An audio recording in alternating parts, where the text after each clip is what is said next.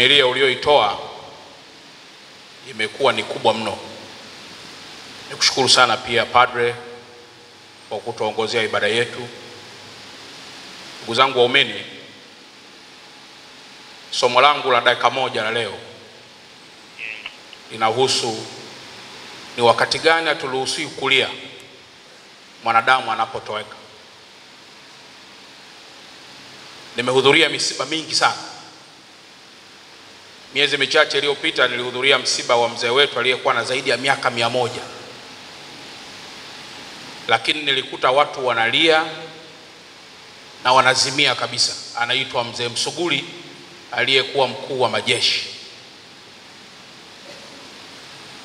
Nafsini mwangu ikanijia baada ya kusikia kifo cha mzee yule, mwingine akasema, lakini umri wako umekwenda sana. Kwa mantikio, kwa hitimisho tulitarajia labda watu watasema tusilie. Lakini pia nimehudhuria misiba mingine ya watu waliowahi kuwa majambazi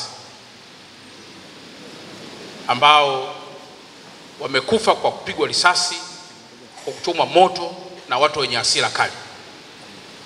Lakini bado kwenye msiba ule kuna watu wanalia,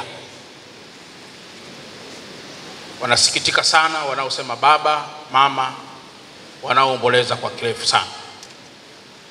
Lakini pia nimehudhuria misiba ya mtoto mwenye siku moja ambaye unaweza kibinadamu ukasema anyway, kwa kuwa alikuwa hata bado hajaonekana vizuri katika ulimwengu, lakini unamkuta baba analia na mama analia.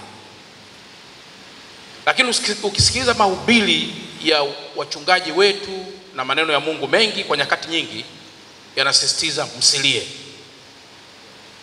Lakini leo baba askofu umenijibia swali kubwa sana.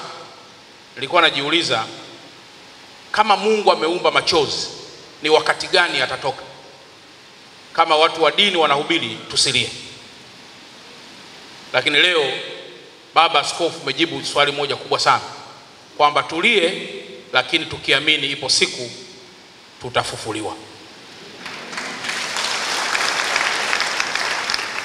Kwa hiyo nami nihitimishe kwa maneno kwamba, kwanza, Mheshimiwa Rais wa Jamhuri ya Muungano wa Tanzania anatoa pole nyingi sana kwa familia.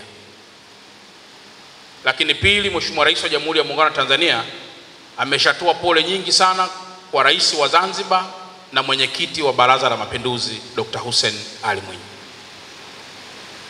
Na sisi sote tunaungana na msiba huu mkubwa. Mimi nimekuwa ni mtu wa karibu sana kwa kaka yangu Charles. Tumetoka kwenye msiba mzee wetu Msuya, unabandika tena msiba wa kaka yetu Charles. Hapa tena baba askofu anasema kuna msiba mwingine. Tukakaa tunazungumza na advocate Msando, huyu jaji anayezungumzwa ni yupi? Lakini Msando akasema inawezekana ndio yule tuliyesoma naye aliyewahi kuwa mshauri pale Ikulu. Tukasema hatujui, ila tutamuuliza vizuri baba askofu. Sasa nihitimishe kwa kusema, familia, tangu umri huu mliofikia mmekwisha aga watu wengi sana. Si kawaida sana, mara nyingi tunapoaga watu tunadhani sisi sio wahusika. Lakini leo msiba umefika kwenye familia yetu. Kama ambavyo tulikuwa katika imani tunawaambia watu msilie, na sisi tunaendelea kusema ishikeni imani kwamba Mungu yuko pamoja nanyi nyakati zote.